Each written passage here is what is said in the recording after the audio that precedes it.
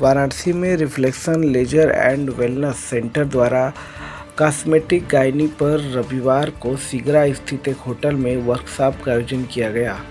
Workshop coordinator doctor संध्या मिश्रा ने बताया कि वर्कशॉप का उद्देश्य आज के समय में कॉस्मेटिक गायनी के माध्यम से विभिन्न तरह के इलाज और CO2 laser, diode laser, surgical procedure, aesthetic gynae के विभिन्न प्रोसीजर कितना सफल और उपयोगी हैं उस संबंध में इस विषय पर मेरे अलावा डॉक्टर गरिमा अग्रवाल, डॉक्टर मिनी आनंद, डॉक्टर प्रवीण अग्रवाल ने विस्तृत जानकारी दी। रिफ्लेक्शन सेंटर सिगरा पर अत्याधुनिक एस्थेटिक सेंटर बनाया गया है, जिससे पूर्वांचल के मरीजों को पहली बार कॉस्मेटिक एवं लेजर विधि द्वारा बेहतर एडवांस तरीके से उपचार प्रदान किया जा सकता है। देखिए हमारे संवाददाता ओम प्रकाश पटेल की रिपोर्ट।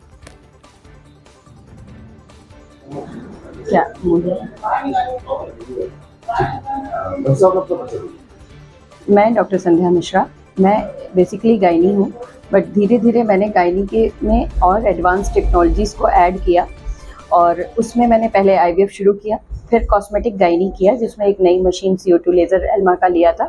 उसके अनुसार जब देखा मैंने तो बहुत सारी चीज़ें हम लोग की गायनी में अभी बाकी थी जो अनटच थी, तो मैंने उसमें और स्टडी की, पढ़ाई किया और उस चीज़ों को आगे ट्रेनिंग लिया।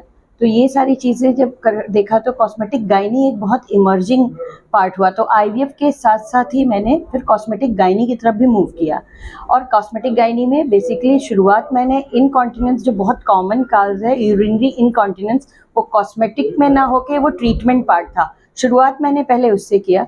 जो लेडीज़ की बहुत कॉमन प्रॉब्लम है कि बच्चा होने के बाद, एज होने के बाद पेशाब लीक होता है, खांसते छींकते, स्ट्रेस इनकॉन्टिनेंस बोलते हैं। मैंने उसके लिए एक एल्मा लेज़र लिया, बट उसके बहुत सारे फंक्शन थे तो मैंने अलग से ट्रेनिंग ली और उसके बाद मैंने कॉस्मेटिक गायनी में भी कई ट्रेनिंग लेके और मशीनें ऐड की। उसके बाद फेलोशिप एंड एस्थेटिक ऐड किया, जिससे सेम मशीनों को मैं कॉस्मेटिक के साथ साथ फीमेल को पूरी तरह से कैसे चेंज कर दें, चेंज ओवर उसका एक तरह से करें, मेक ओवर करते हैं कि वो अपनी प्रॉब्लम को डील नहीं कर पाते थे। उसको कॉस्मेटिक नाम देने की जगह हम लोग एस्थेटिक बोलना पसंद करते हैं। वो ओवरऑल आपके फीचर्स को ठीक करता है, चाहे वो हेयर से प्रॉब्लम रिलेटेड हो, चाहे फेस से हो, और अपने गायनी से रिलेटेड पेल्विक प्रॉब्लम कोई भी होती है तो उन सारी चीज़ों को डील जो करते हैं उसको कॉस्मेटिक या एस्थेटिक, ब्रॉड वे में एस्थेटिक है, कॉमन लोगों के समझ में इसको कॉस्मेटिक गायनी के रूप में बोलते हैं। कैंप भी चल रहा है, निःशुल्क कैंप चल रहा है, क्या है उस कैंप के बारे में? निःशुल्क कैंप हमने अवेयरनेस के लिए लिया है। ये बहुत लंबे समय से लोग प्रैक्टिस जरूर कर रहे हैं, बट अभी लोगों के अंदर जागरूकता या जानकारी नहीं है, तो जानकारी प्रदान करने के लिए और उन किसी तरह की उत्सुकता हो या उनकी क्वेश्चंस हो, क्वेरी हो, उनको सॉल्व करने के लिए था, इससे रिलेटेड जो भी प्रॉब्लम थी।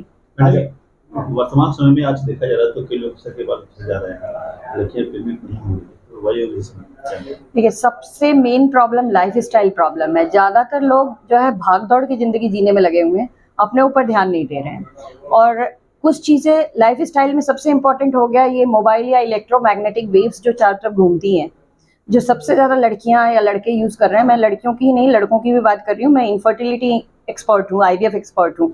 तो इतनी प्रॉब्लम्स मेल में हैं, तो स्ट्रेस इंड्यूस्ड और रात को जगना, बाहर का खाना खाना और पूरी रूटीन को डिस्टर्ब कर देना, ये सारे दोनों मेल फीमेल दोनों में प्रॉब्लम्स हो रही हैं। और लड़कियों में समय से पहले मेनोपॉज हो रहा है और आदमियों में समय से पहले उनका सीमेन में बहुत कम हो गया, बहुत खराब मिल रहा है। वर्कशॉप भी आपके यहाँ चल रहा है? जी, वर्कशॉप इस समय एस्थेटिक गायनी में हम लोग कर रहे हैं, जो बाहर से भी डॉक्टर्स, इसलिए कि ये नया सब्जेक्ट है, सभी अभी बहुत ज़्यादा टच नहीं था, बहुत ज़्यादा जानकारी इसमें डिस्ट्रीब्यूट नहीं हो रही थी, तो उस जानकारी को देने के लिए भी और लोगों को जो डॉक्टर्स ऑलरेडी प्रैक्टिशनर हैं, अच्छे प्रैक्टिशनर हैं, सीनियर हैं, बट उनके लिए भी कॉस्मेटिक गायनी नया फील्ड था, तो उनकी जानकारी और वर्कशॉप इस तरह से ट्रेनिंग दे रहे हैं हम लोग मास्टर क्लास करा के।